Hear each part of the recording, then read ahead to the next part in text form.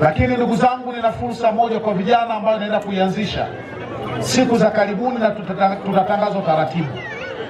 Naelewa fika kabisa ya kwamba shughuli zetu ni kilimo, ambapo usafiri wa pikipiki ambao ni bodaboda imekuwa ni msingi mkubwa sana unaosaidia vijana kushanti viazi, lakini pia hata usafiri kutoka maeneo moja kwenda lingine.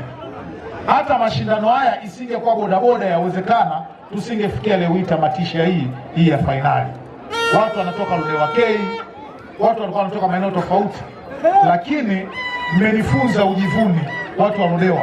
Siku moja nimekutana na basi linakuja hapo uwanjani, nikajiuliza hao wanatoka wapi? Nikaambiwa kanisa yaani mita 200 kuja hapa mmekodi basi. Kukodi basi oe.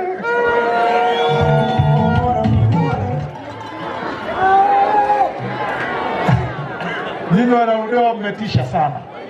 Sasa nikija kuzungumzia swala la bodaboda, nilikuwa katika mchakato wa kutafuta wadhamini chini ya ofisi yangu na wadhamini ambao baadaye nitakuja kuwaweka wazi, na ninakaribisha wadhamini wengine waendelee kutushika mkono.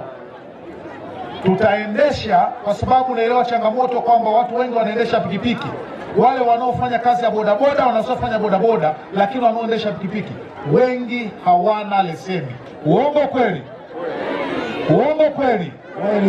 Wengi pia hawana mafunzo. Uongo kweli? Sasa ninaleta program ambayo itakuwa chini ya ofisi yangu, mafunzo maalum kwa ajili ya watu wanaoendesha pikipiki bodaboda wilaya nzima ya Ludewa, ambapo mafunzo hayo yatakuwa ni bure. Utafanya mafunzo, na mafunzo hayo itakuwa ni one stop center training, kwamba unafanya mafunzo, ukifudhu VECO wakijihakikishia kwamba umefudhu mafunzo, wanakupatia leseni hapo hapo. Kwa hiyo naendelea kukaa na waratibu, na nimeshapata tayari wadhamini baadhi na viongozi wengine wanaotaka kuunga mkono swala hili, basi walianzishe.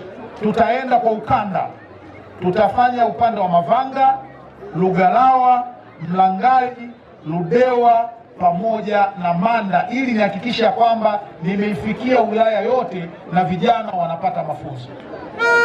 Naelewa hata viongozi wa chama mligawiwa pikipiki, lakini hamkuulizwa kwamba mna leseni au hamna leseni. Madiwani pia mna pikipiki, lakini hatukuuliza mna leseni au hamna leseni, lakini tunaona wanaendesha. Hata watendaji wa serikali, usione aibu, hata ni mtumishi, jiunge kwenye mafunzo hayo, ili baada ya hapo tusiwe tunakamatana sana kwa sababu ya leseni na ajali zisizokuwa na lazima. Punguza itifaki.